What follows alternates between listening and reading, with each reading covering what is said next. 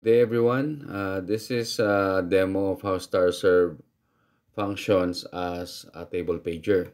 So in the traditional setup, table pagers are placed on top of the table, and they usually have two to three options. One is to call the waiter, and the other one is to request for a bill. So those two processes or transactions are expedited by the table pager. For StarServe, instead of just calling a waiter and requesting for bill, other services are expedited because they can be directly requested by the guest.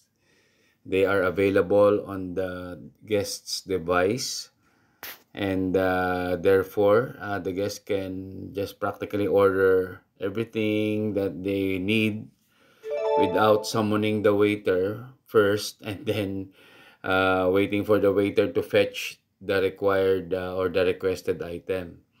So it's direct ordering, which cuts the process by two steps, which benefits both the guests because the services are delivered faster, and of course for operations because the time of the waiter is saved, and then they can maximize the time of the waiter. That's all. Thank you so much for watching.